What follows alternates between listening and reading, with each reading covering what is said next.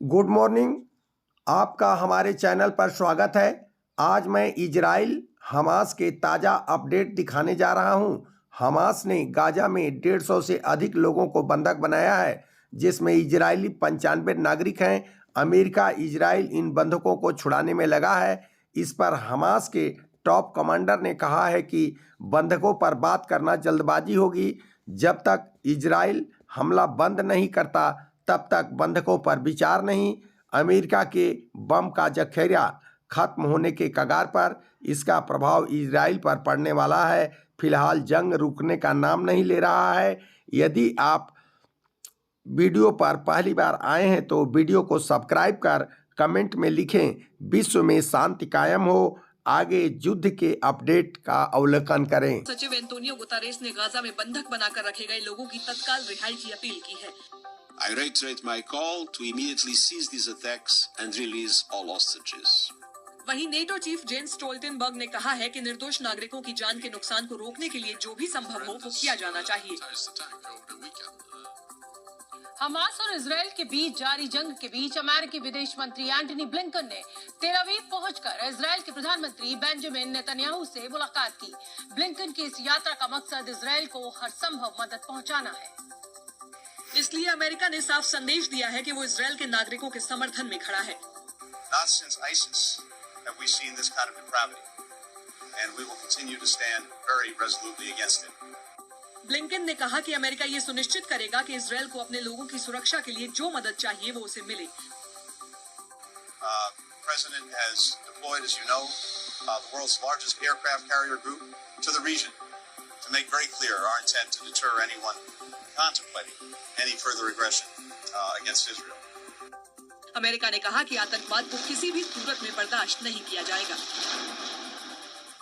प्रधानमंत्री Benjamin Netanyahu ने Israel के साथ खड़े होने के लिए अमेरिका को थैंक यू बोला है।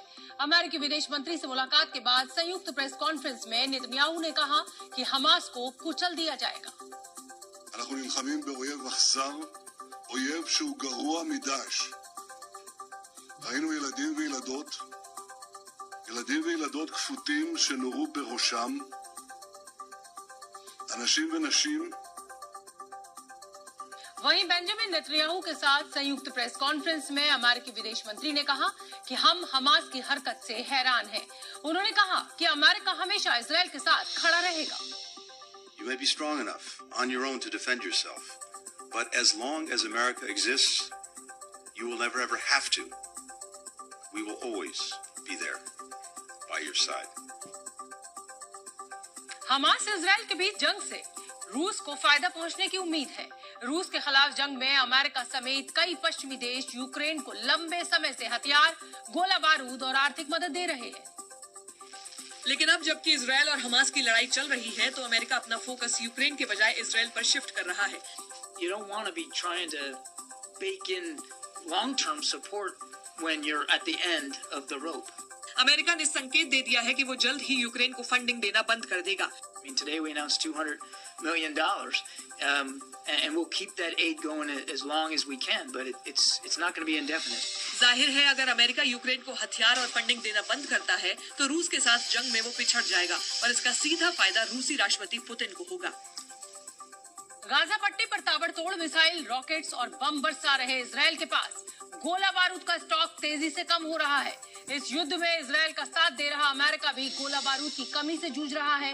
दैनिक भास्कर की एक रिपोर्ट के मुताबिक Israel missile defence system Iron Dome में इस्तेमाल होने वाले इंटरसेप्टर मिसाइल्स की कमी से जूझ रहा है। साथ ही इजराइल के पास दुश्मन के ठिकानों पर सटीक हमला करने वाली मिसाइल्स की भी किल्लत है। इजराइल की मुश्किल को देखते हुए अमेरिका का एक जहाज 2 दिन पहले गोले बारूद का जखीरा लेकर तेल अवीव पहुंचा था। हालांकि अमेरिका खुद भी गोला बारूद की कमी से जूझ रहा है, क्योंकि वो पहले ही हथियार और गोले बारूद का एक बड़ा स्टॉक यूक्रेन को मदद के नाम पर दे चुका है। अमेरिका के सामने दुविधा यह है कि अगर वो यूक्रेन को गोला बारूद भेजेगा तो इजराइल कमजोर पड़ सकता है। इस हालात को भांपते हुए इजराइल ने इसी साल अगस्त में एल्बीट सिस्टम नाम की कंपनी को 155 mm तोप के 10 लाख गोले बनाने का ऑर्डर दिया था। साथ ही इजराइल ने M107A3 तोप के गोले खरीदने की प्रक्रिया भी शुरू कर दी है। बताया जा रहा है कि अगर युद्ध लंबा खिंचा तो इजराइल को फाइटर प्लेन से गिराए जाने वाले GBU-39 बम की कमी हो सकती है। साथ ही 122 mm तोप के गोले और मोर्टर की भी किल्लत का सामना करना पड़ सकता है। इजिप्ट ने गाजा में फंसे आम नागरिकों को बाहर निकालने के लिए सुरक्षित गलियारा बनाने के किसी भी कदम को खारिज कर दिया है। सूत्रों के मुताबिक मिस्र ने अपनी सीमा के जरिए गाजा के लोगों को मदद के लिए अमेरिका और दूसरे देशों से चर्चा की, तो इस मामले को लेकर इजिप्ट ने शरणार्थियों के निकलने के सुरक्षित गलियारे को बनाने में किसी भी कदम को फिलहाल खारिज किया है। आपको बता दें कि संयुक्त राष्ट्र महासचिव एंटोनियो गुतेरेस की तरफ से भी इस बात का आग्रह किया गया था कि मिस्र अपने यहां से गलियारा दे, क्योंकि गाजा पट्टी की एक सीमा मिस्र के साथ लगती है और राफा बॉर्डर का वो क्रॉसिंग पॉइंट है जहां से नागरिक और खास तौर पर जो गाजा में रहने वाले फलस्तीनी हैं वो निकलने की कोशिश कर रहे थे इजराइल की भारी बमबारी के बीच। आपको बता दें कि गाजा का इलाका दो तरफ से इजराइल और एक तरफ इजिप्ट की तरफ से और तीसरी तरफ समंदर की तरफ से घिरा हुआ है। जमीन के रास्ते गाजा को किसी भी मदद के लिए इजराइल या फिर मिस्र की मंजूरी की जरूरत होती है।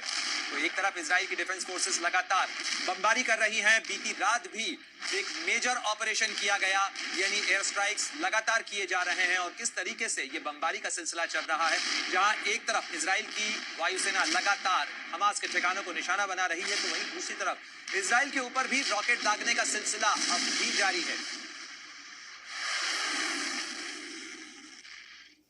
और इन तमाम अपडेट्स के साथ ही आपको कुछ तस्वीरें भी दिखा दें। ये ताजा तस्वीर आपको बता रहे हैं। इस तरीके से फिलहाल इजराइल में सुबह होती हुई, माफ कीजिएगा, गाजा की ये सुबह की तस्वीरें हैं। गाजा में कुछ इस तरीके से धुएं का गुबार देखने को मिल रहा है।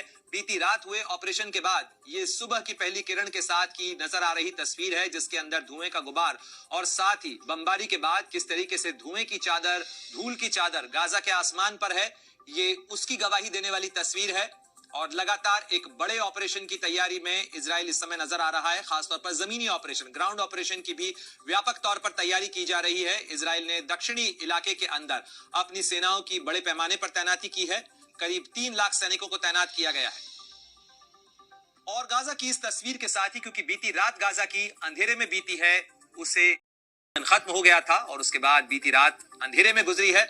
और ये तस्वीरें हैं, ये तस्वीरें बताती हैं इजराइल के लगातार हमले किस तरीके से जारी हैं, हमास के ठिकानों को किस तरीके से तबाह किया जा रहा है। साथ ही गाजा पट्टी में बमबारी तेज की गई है। इजराइल के 221 सैनिक अब तक मारे जा चुके हैं।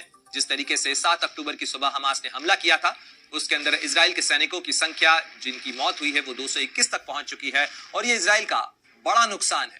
तो वहीं इजराइल की तरफ से जो जवाबी पलटवार किया जा रहा है, इस लड़ाई के अंदर अब तक करीब 3900 लोगों की मौत हो चुकी है। और इसी रात की तस्वीरें हैं, किस तरीके से गाजा पट्टी की तरफ से दागे गए रॉकेट्स को इजराइल का आयरन डोम सिस्टम नाकाम कर रहा है। ये उसकी तस्वीर है। रात के आसमान में कुछ इस तरीके से रॉकेट्स की बारिश देखने को मिलती है और गाजा पट्टी की तरफ से दागे गए रॉकेट्स को नाकाम करने के लिए इजराइल का आयरन डोम सिस्टम कैसे रॉकेट फायर करता है, ये उसकी गवाही देती तस्वीर है। जी न्यूज पर एक्सक्लूसिव तस्वीरें आपको बता रहे हैं। बीती रात की तस्वीरें हैं और लगातार इजराइल ने किस तरीके से रॉकेट दागे गाजा पट्टी से आने वाले रॉकेट्स को नाकाम करने के लिए। तो आसमान में ताबड़तोड़ हमले की तस्वीरें लगातार कई इलाकों से सामने आ रही हैं। और दिन हो या रात, बीते 5 दिनों से लगातार इजराइल का ऑपरेशन इसी तरीके से चल रहा है। दिन रात बमबारी की जा रही है और साथ ही एक बड़े ग्राउंड ऑपरेशन की तैयारी भी की गई है। आज 6ठा दिन है इजराइल और हमास के बीच शुरू हुई इस जंग का, लेकिन फिलहाल ये जंग खत्म होती नजर नहीं आ रही है, बल्कि इसकी आशंका ये बनी हुई है कि कहीं इस जंग का दायरा न बढ़ जाए।